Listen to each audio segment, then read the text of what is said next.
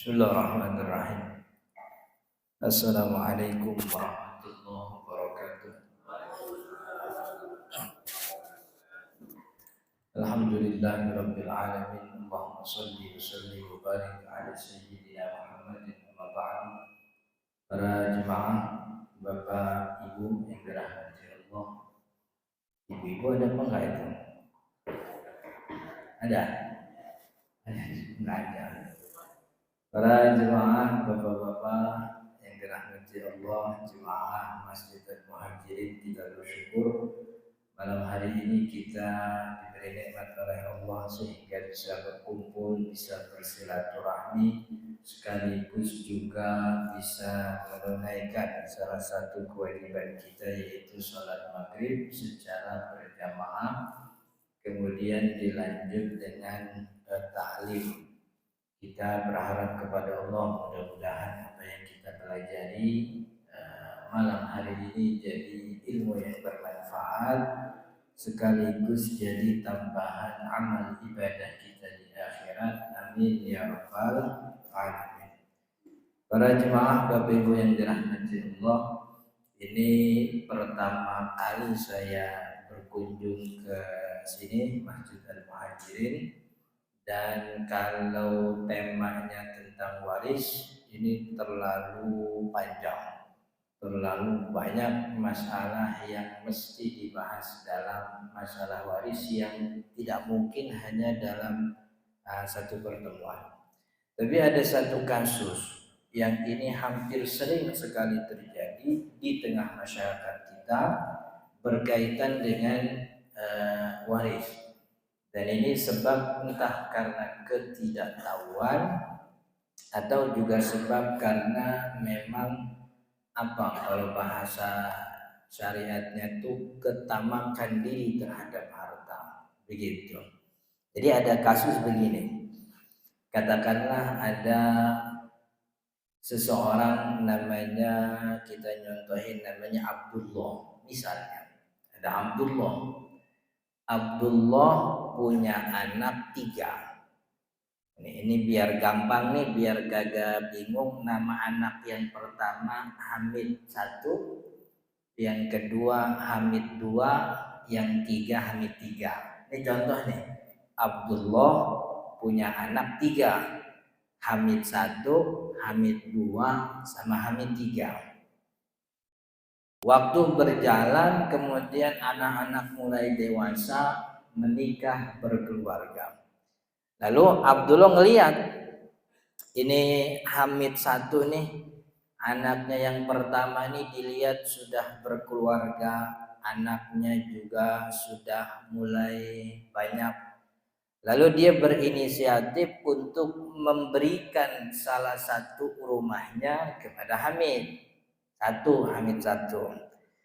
Dipanggillah ini si Hamid 1.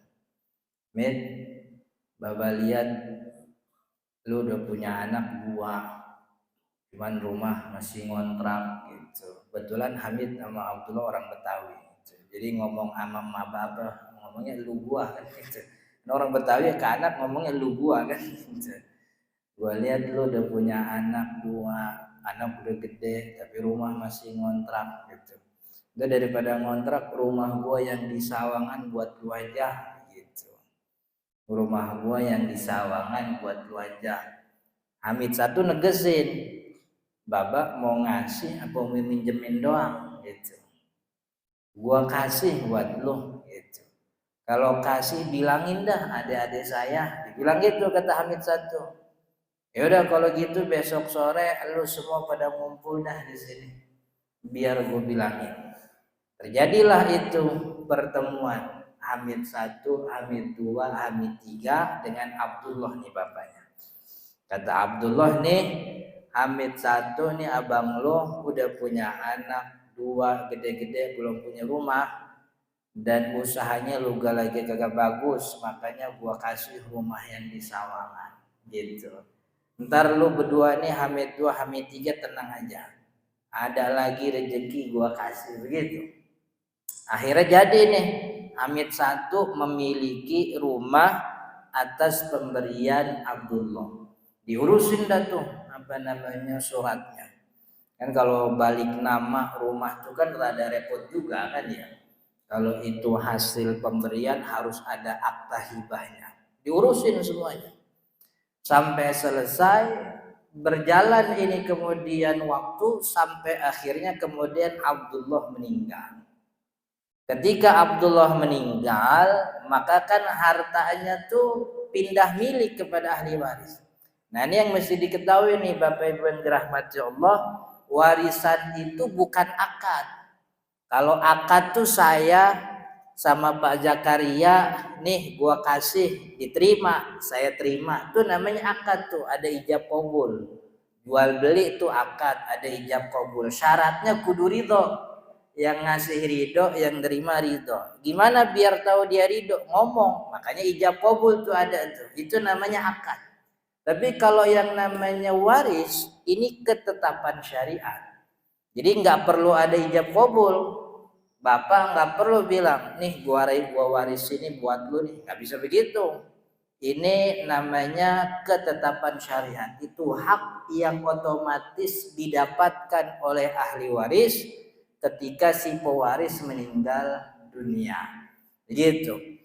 Apa yang dijadikan waris? Yang dijadikan waris itu harta yang dimiliki oleh pewaris sampai dia meninggal. Itu harta warisan. Maka ketika ini Abdullah meninggal dunia, pindah nih otomatis ke anak-anaknya nih Hamid 1, Hamid 2, Hamid 3 begitu. Cuman di tengah perjalanan Hamid 2 dia apa istilahnya mengatakan Hamid 1, Bang, lu kagak dapat warisannya. Ini gitu kata Hamid 2 tuh gitu. Nah, emang kenapa? Lu kan udah dapat rumah di Sawangan. Begitu alasannya. Dengan alasan bahwa dia sudah dihibahkan rumah, kata Hamid 2, lu kagak dapat warisan. Ini mau udah tinggal jatah gua doang berdua. Hamid 2, Hamid 3. Begitu. Akhirnya muncullah tuh. Dari situ mulai muncul keretakan. Hamid 1 merasa enggak diperlakukan adil, akhirnya bikin laporan ke pengadilan agama. Terjadilah itu sidang tentang status apakah Hamid 1 ini merupakan ahli waris. Kalau secara fikih Islam, Hamid 1 ini berhak untuk dapat warisan. Sebab kenapa dia berhak dapat warisan? Karena status ahli waris itu ada pada Hamid 1. Kan status ahli waris itu yang pertama nih syaratnya dia punya hubungan nasab. Nasab ke atas apa ke bawah apa ke samping. Nasab ke atas tuh bapak, emak, nenek. Kalau nasab ke bawah itu anak, cucu gitu. Kemudian kalau nasab ke samping tuh saudara. Saudara kandung, saudara seayah, saudara seibu, kemudian paman, kemudian keponakan laki dari saudara akhir itu. Hamid 1 memenuhi ini begitu. Kemudian Hamid 1 ini termasuk orang yang syarat ahli waris tercukupi. Jadi syarat ahli waris itu bukan cuma nasab, tapi juga dia hidup ketika pewaris meninggal. Ini yang jarang ditekankan oleh banyak orang. Ini syarat mutlak nih. Jangan sampai orang udah meninggal kapan tahu masih dimasukin sebagai ahli waris.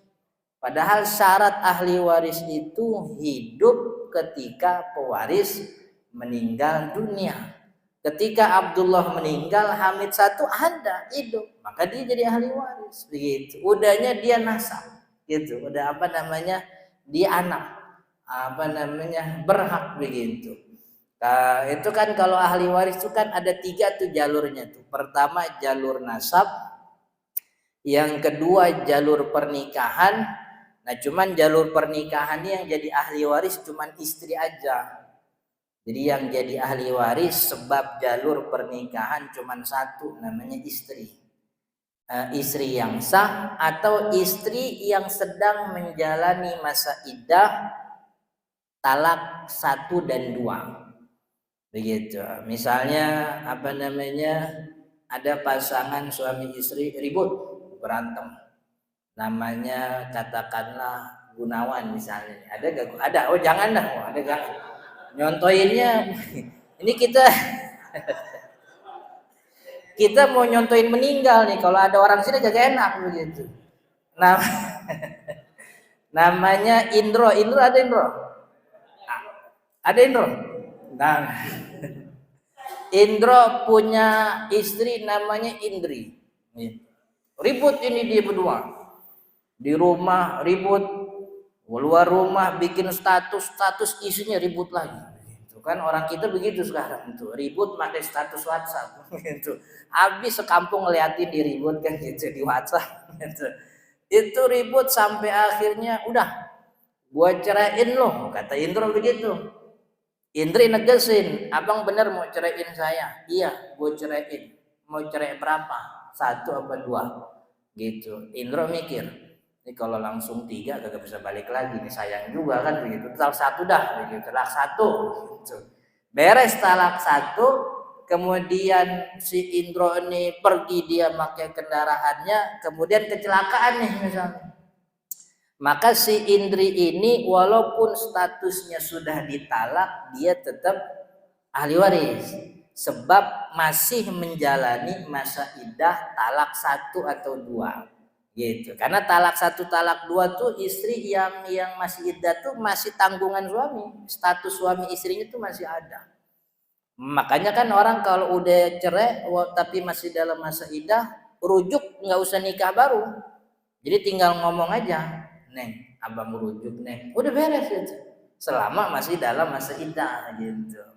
Itu istri. Jadi selain istri yang jadi ahli waris sebab pernikahan nggak ada. Mantu bukan ahli waris tuh, gitu. Ipar juga bukan. Walaupun biasanya yang paling bawel si ipar tuh kalau warisan. Iya. Gitu. Ipar sama mantu tuh ngerecokin banget itu dia.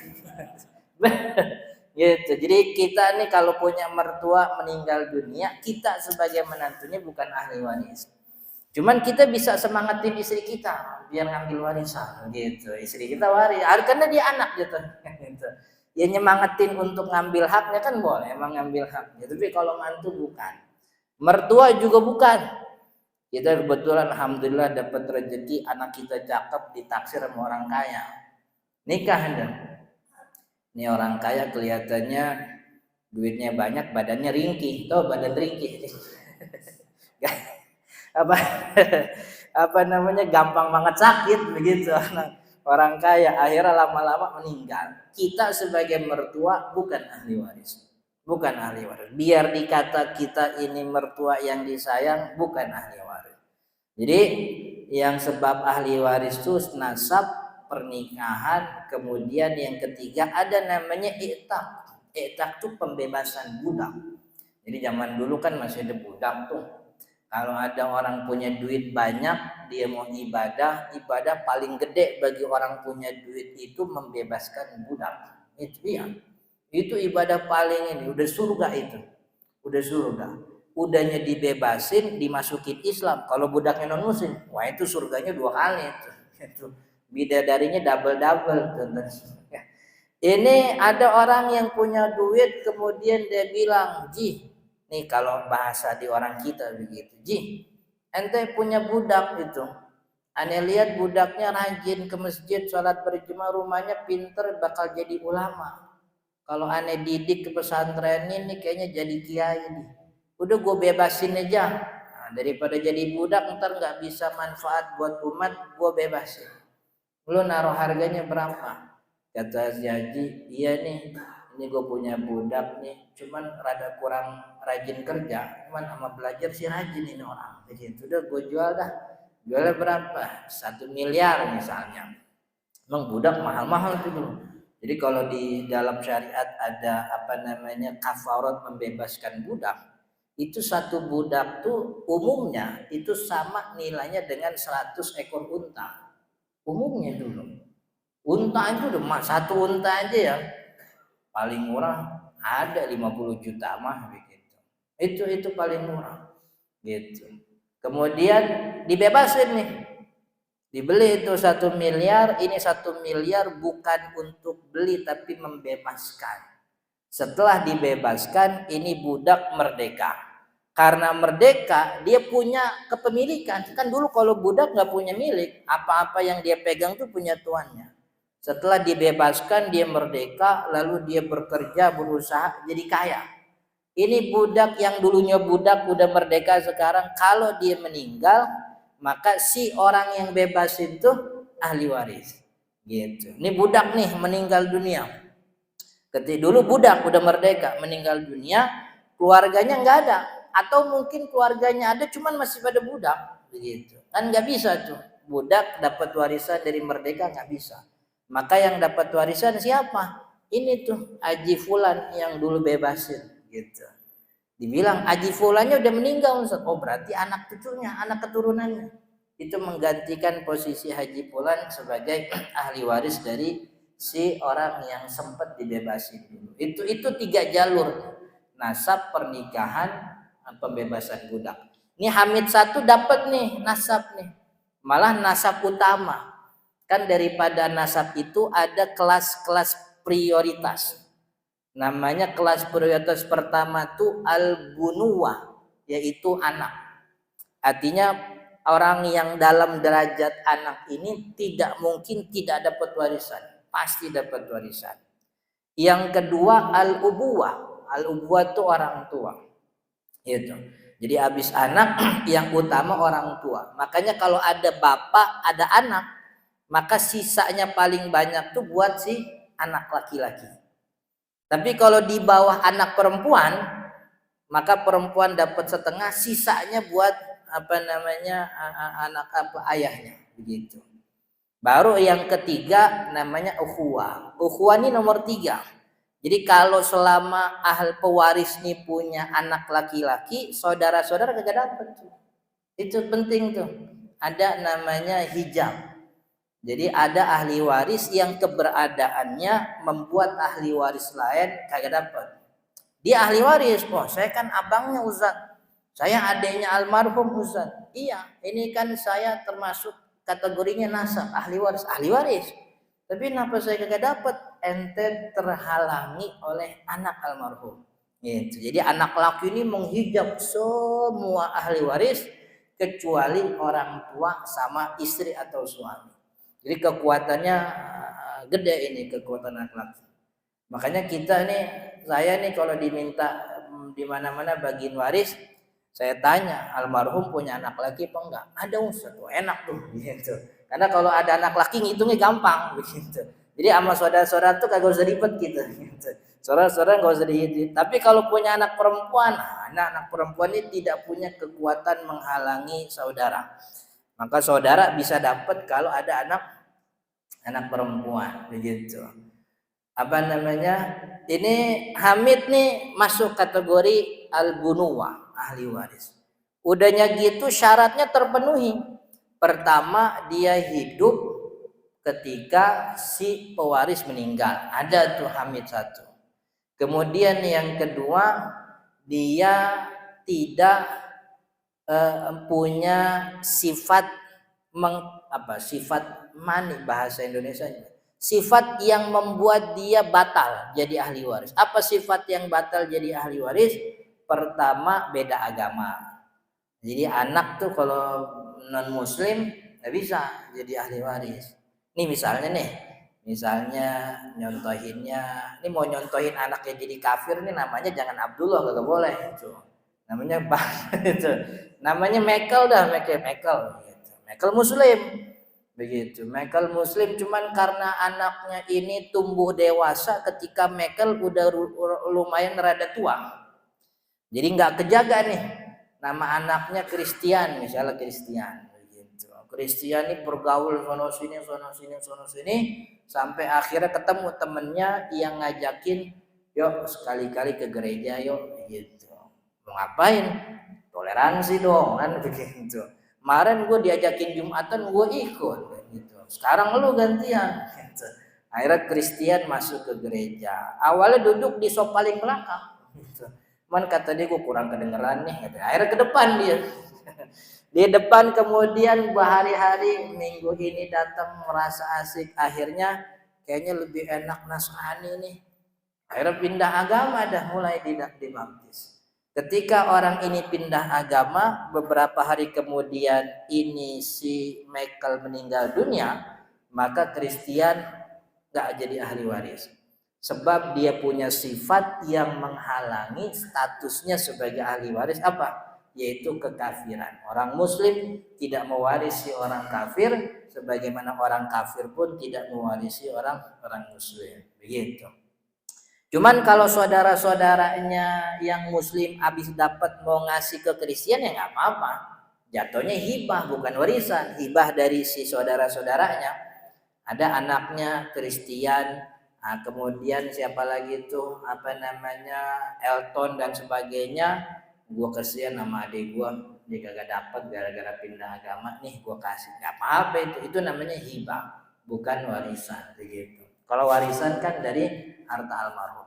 Yang pertama beda agama, yang kedua sifat yang membatalkan ini adalah pembunuh almarhum.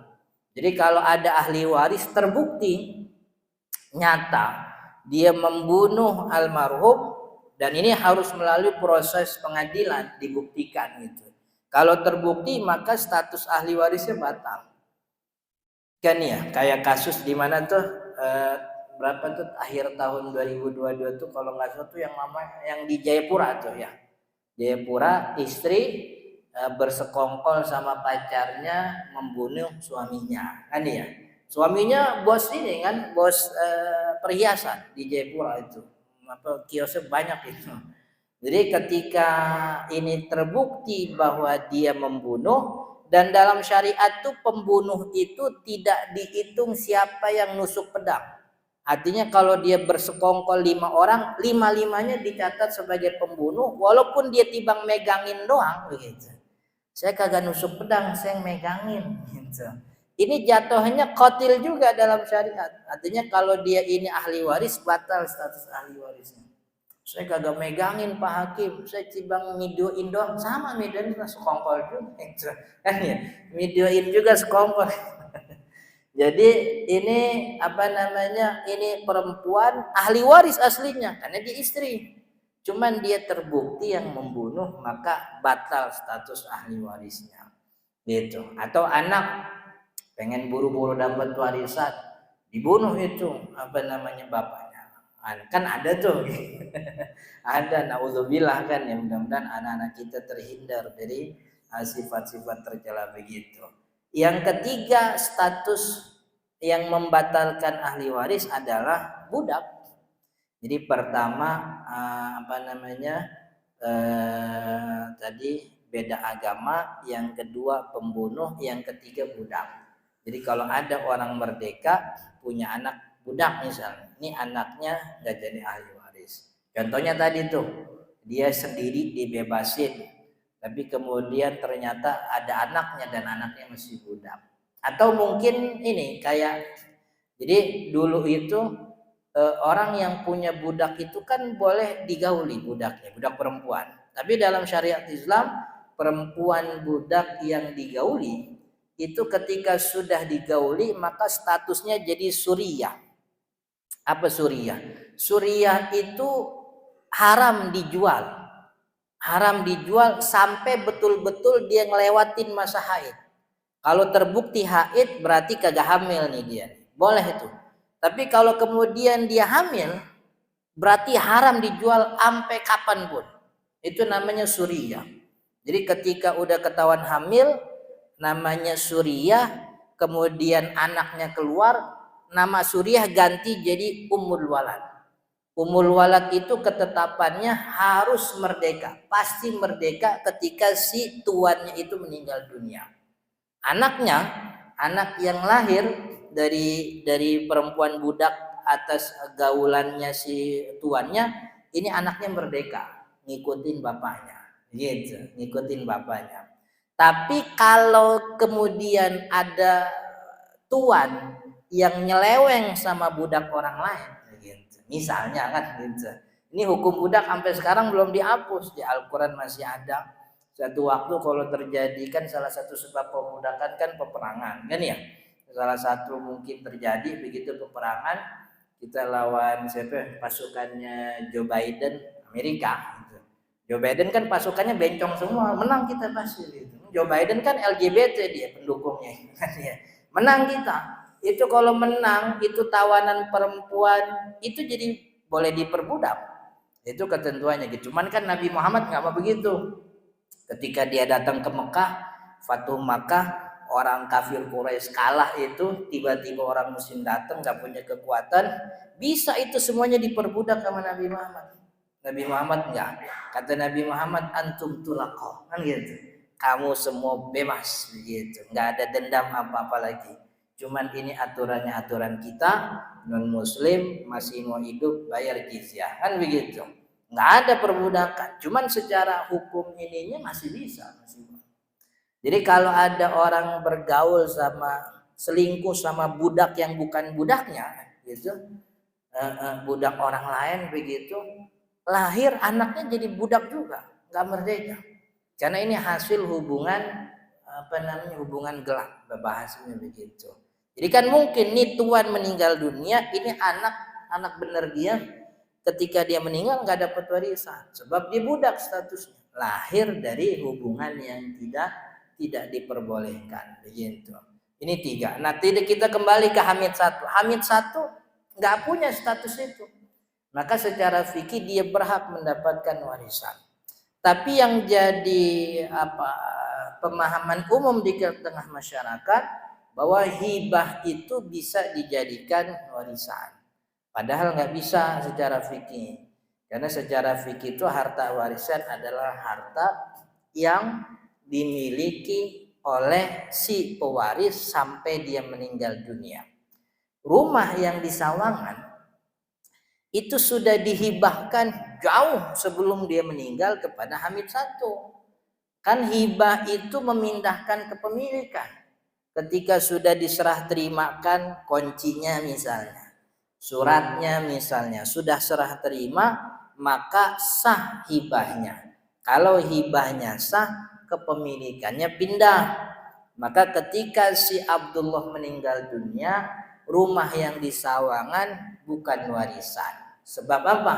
Sebab bukan punya Abdullah gitu. Harta warisan itu harta yang dimiliki pewaris sampai dia meninggal dunia.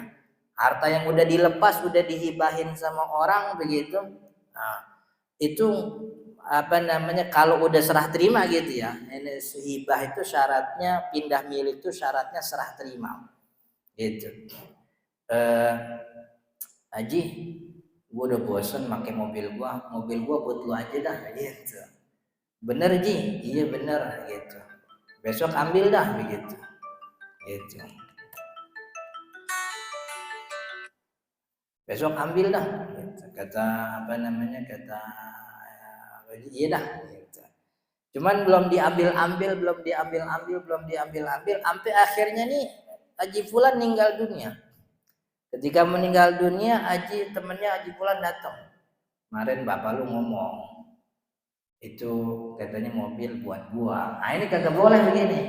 Karena itu sudah jadi sudah jadi warisan sebab orangnya udah meninggal dunia. Hibah itu bisa pindah milik, bukan cuman ijab qabul. Ijab qabul iya benar, cuman syaratnya harus qabd, serah terima begitu. Dulu Nabi Muhammad ngasih ke Najasyi. Najasyi itu raja Ethiopia. Masuk Islam kan dia. Kemudian Nabi Muhammad menghibahkan Nabi Muhammad tuh menghibahkan hullah. Hullah itu bahasa Indonesianya jubah. Tahu ke jubah? Bukan jubah gamis. Jadi kalau kita ngeliat orang Arab dia pakai gamis putih, terus yang Raja Salman tuh pakai jubah lagi tuh yang hitam. Nah, itu namanya hullah. Itu Nabi Muhammad ngasih itu ke Najasyi. Tapi ternyata hibahnya belum nyampe, barangnya belum nyampe, jauh Madinah ke Ethiopia, Habasyah. Raja Habasyahnya meninggal dunia, begitu. Lalu Nabi Muhammad bilang, saya dapat kabar Raja Najasyi meninggal. Berarti belum ada serah terima barang yang saya kasih. Ntar barangnya kalau datang lagi balik ke sini, udah ambil aja buat kamu. Ngomongnya ke Ummu Salamah tuh, istrinya Nabi Ummu Salamah buat kamu gitu. Jadi Nabi Muhammad ngasih barang yang sudah dihibahkan. Udah sepakat untuk menghibahkan, tapi karena tidak terjadi serah terima maka tidak pindah kepemilikan. Begitu. Itu penting tuh. Jadi supaya jangan sampai kita lagi rapat nih keluarga atau ada yang datang. Mohon maaf Pak Haji, kemarin almarhum bilang ke saya begitu, kan banyak tuh orang gitu. Katanya nih rumah yang di Karawaci ini katanya buat saya, ini ada rekamannya nih, pakai rekaman tuh, rekaman audio, dia ngobrol-ngobrol, iya nih bener nasihat, tapi selama tidak diserah terimakan enggak jadi pindah milik. Kalau sudah diserah terimakan pindah milik. Kalau sudah pindah milik maka ini harta bukan harta warisan. Begitu. Tapi kan enggak adil Ustaz. Kalau si Hamid 1 udah dapat rumah, Hamid 2, Hamid 3, ini kemudian nggak dapat apa-apa. Keadilan itu kan sifatnya nisbi, gitu. Ya kan, artinya kita kemudian tidak bisa mengatakan ini tidak adil. Sebab keadilan sifatnya nisbi dan memang orang tua tidak diwajibkan memberi secara rata. Nggak ada kewajiban itu. Jadi orang tua dianjurkan memberikan harta kepada anak-anak secara adil sama. Tapi bukan kewajiban. Artinya kalau kemudian ini orang tua meninggal kagak dosa. Sebab kagak ada kewajiban yang ditinggal. Memang suka dia ngasih anak pertama sebab pertimbangannya dulu dia begini. Anak yang kedua belum cukup dewasa, anak ketiga masih sekolah. Ya inilah gitu. Emang ya kalau bahasa orang kampung memang udah rezekinya Hamid 1, rezekinya Hamid 1 gitu.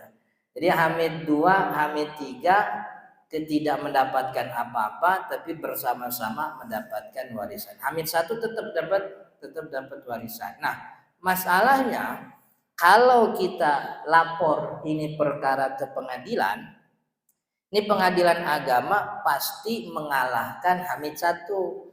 Hamid 1 pasti kalah. Sebab pengadilan agama kita ini punya yang namanya kompilasi hukum Islam, KHI. Itu pengadilan kita punya KHI. Jadi di KHI itu ada 3 kitab. Ada kitab nikah, kitab wakaf, sama kitab waris. Saya meneliti semua pasal-pasal di kitab waris kompilasi hukum Islam. Dan banyak pasal yang bermasalah. Termasuk pasal ini nih, hibah waris namanya, pasal 201. Jadi hibah yang sudah diberikan bisa dihitung sebagai warisan. Nah, dengan alasan ini akhirnya coba lihat ke pengadilan agama. Ini pasal ini paling banyak jadi laporan. Abang ribut sama adiknya. Sebab adiknya ngerasa abangnya udah dapat hibah. Begitu. Jadi ini yang yang sering jadi masalah. Maka daripada itu agar tidak banyak terjadi. Akhirnya kan pasal nih mestinya kan yang namanya asas hukum itu kan memberikan kepastian dan juga ketenangan. Kalau pasal-pasal ini justru malah bikin orang berantem, begitu kan asasnya hilang. Maka itu saya punya buku, saya nulis buku. Judulnya Kompilasi Hukum Islam versus Faraid Islam. Jadi saya tulis beberapa pasal kompilasi hukum Islam yang itu bertentangan sama faraid. Gitu. Ada bukunya dijual online. Cari aja tuh. KHI versus Faraid Ahmad Zarkasi. Ketemu gitu. Mudah-mudahan. Terus kalau saya kasih linknya kagak boleh jualan di masjid, saya kasih tahu aja nih mah. Gitu. Jadi jadi ada itu. Nah maka itu penting bagi kita untuk mempelajari ilmu waris supaya tidak terjadi hal-hal seperti ini. Dan lebih penting lagi mengajarkan kepada anak-anak kita tentang rasa bersyukur atas nikmat yang Allah berikan dan tidak menjadikan harta sebagai standar keberhasilan anak. Ini mohon maaf nih kadang-kadang kita sering memperlakukan berbeda. Anak yang rada bagus kerjaannya, kalau datang ke rumah kita masakin, kita beliin, kita kasih jajan anaknya kan ya cucunya. Tapi kalau anak yang rada kurang nih datang, waduh, udah nyendok diri gitu. Nyendok diri gitu. No ada sayur no di sono, tahu masih enak apa kagak, gue belum ngerti dari kemarin, begitu ngomong kan. Tapi jadi anak juga jadi punya inian. Iya, gue kalau kagak sukses maka kagak didemenin. Akhirnya apa? Sekuat tenaga biar bisa punya banyak harta. Oh nih, sikut kanan, sikut kiri, ojol, pinjem online, pokoknya biar kelihatan nih, gue pulang kampung, gue mobil, gitu. Jadi seperti itu. Jadi ini salah satunya bahwa hibah itu sudah pindah kepemilikan ketika sudah diserah terimakan.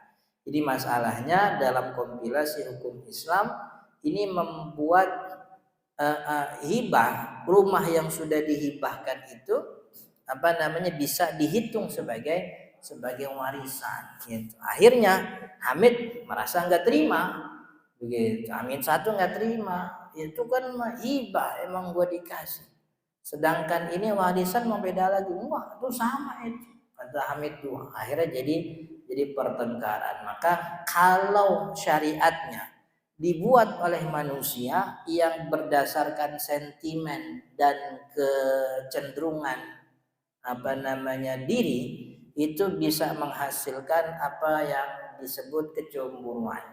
Maka biar tidak terjadi ini kecemburuan, biarkan manusia menunggu apa yang ditetapkan oleh syariat, dan syariat udah punya. Dan ilmu waris ini hampir tidak banyak ijtihad ulama. Beda kalau sama sholat kan ya, kunut apa kagak kunut ada ijtihadnya. Ini takbiratul ihram mengangkatnya sampai kuping, karena wahyunya global, hadisnya banyak. Sedangkan kalau waris nih ilmunya udah cakep, udah paten. Suratnya udah mantep, surat An-Nisa ayat 11, 12, 13 sama 176. Itu jatahnya udah dijelasin pasti. Makanya ulama enggak pernah ribut soal jatah waris karena itu sudah mansus, sudah teks Al-Qur'annya udah begitu.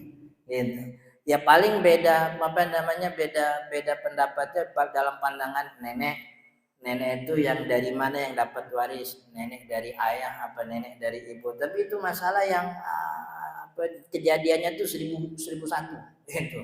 Biasanya orang kalau udah meninggal kakek neneknya udah kagak ada juga biasanya kan begitu. Jadi ini artinya perdebatannya sedikit. Maka itu saya mengajak Bapak Ibu yang dirahmati Allah untuk kita sama-sama mempelajari ilmu waris agar kita tidak menjadi orang yang setengah-setengah. Kan lagi sekarang nih rame nih ya, kita takut sekali memakan makanan haram. Maka semua yang ada indikasi babi, bahkan cuman kira-kira aja kita nggak mau beli. Kemudian muncul lagi semangat nggak boleh makan harta haram. Apa itu riba? Akhirnya kita hindari itu apa yang kita anggap riba. Walaupun ulama bilangnya bukan riba, tapi kalau kita riba nih, bank riba nih, wah kita nggak usah kerja di bank nih, resign. Kemudian wah ini KPR riba nih, udah putusin KPR, kontrak aja lagi, gitu. Kan begitu. Kita nggak tahu padahal salah satu jalan makan harta haram tuh bagi waris kagak benar. Itu juga salah satu jalan makan harta haram.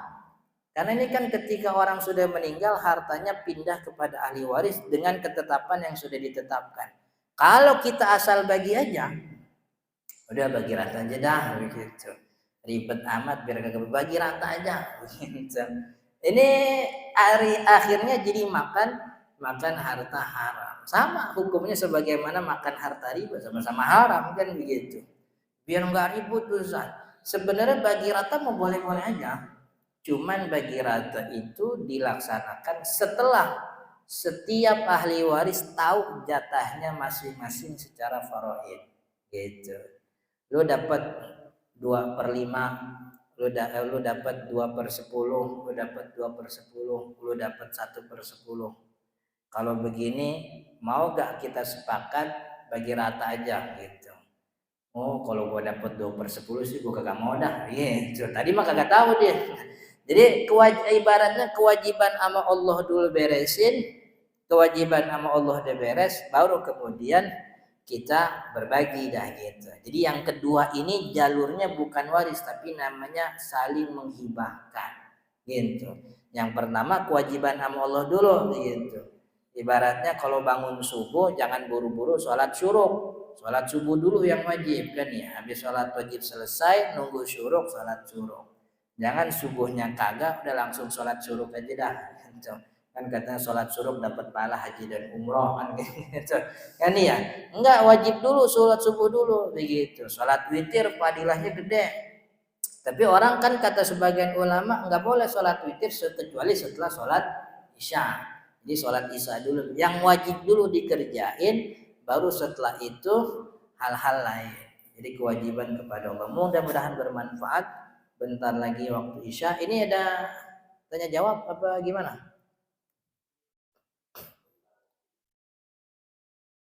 Ya, ada pertanyaan. Biasanya sampai isya azan beres apa? Ya, ada pertanyaan kalau gitu mumpung beberapa menit lagi. Ya.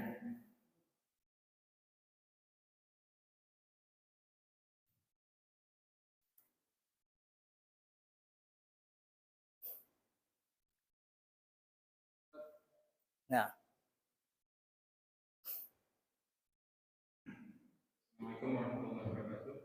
Assalamualaikum warahmatullahi wabarakatuh.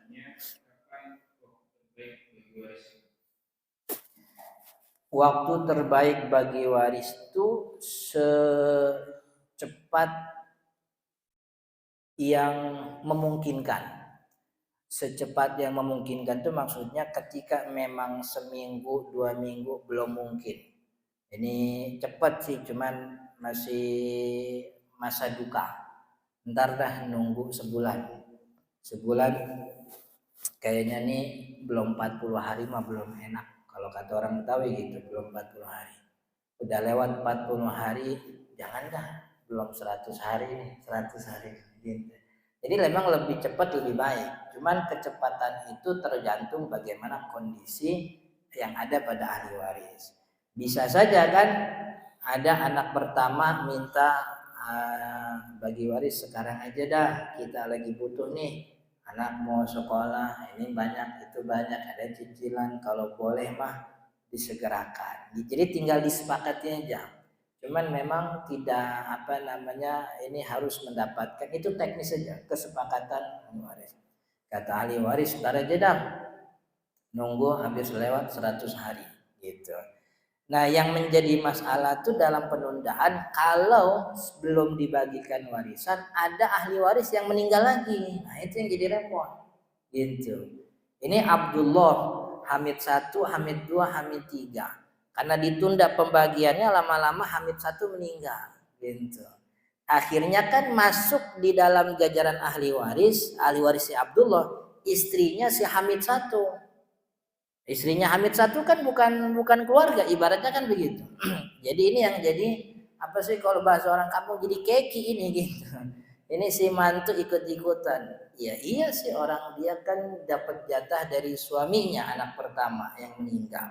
Maka itu selebih baik, lebih cepat lebih baik, tapi memang kecepatannya ini tergantung bagaimana kondisi. Kalau umum-umum aja, artinya anak-anaknya masih sehat, nggak ada kelihatan nih macam-macam gitu, ntar dah kalau mungkin nunggu 2 bulan 3 bulan atau mungkin nunggu 1 tahun juga nggak apa-apa. Tapi memang ibaratnya ini kayak waktu sholat zohor jam 12 sampai jam 3, orang sholat zohor jam 12 itu utama, paling utama. Tapi zohor jam 1 juga boleh, setengah 2 juga nggak apa-apa, jam 3 yang penting belum azan asar juga boleh gitu. Warisan juga gitu, selama ahli warisnya masih berkumpul, tidak ada yang gugur, artinya tidak ada yang meninggal, itu baginya masih enak-enak aja. Tapi ketika udah salah satu ada yang meninggal, nah ini jadi masalah lagi. Maka kita harus memasukkan ahli waris dari si ahli waris ini. Hamid 1 ahli waris dari Abdullah. Tapi kan Hamid satu meninggal, maka dia punya ahli waris lagi. Nah, ini kan memasukkan ahli waris dari pewaris pertama nih jadi apa namanya? Jadi lumayan ribet begitu. Gitu. Khawatir pembagian itu nggak ngenakin. Apalagi kan Hamid 2 sama bininya Hamid 1 jatuhnya ipar. Gitu. Ini ipar ngapain ikut-ikutan kan gitu akhirnya. Jadi keki begitu gitu. Maka itu sebisa mungkin dipercepat tapi memang disesuaikan dengan apa namanya kondisi masing-masing keluarga. Oke? Ada lagi? Sudah ya? Insya Allah kita lanjut di pertemuan akan datang. Saya mohon maaf jika ada kata yang kurang berkenan. Subhanakallahumma wa bihamdika asyhadu an la ilaha illa anta astaghfiruka wa atubu ilaik. Hadanallahu wa iyyakum ajma'in. Assalamualaikum warahmatullahi wabarakatuh.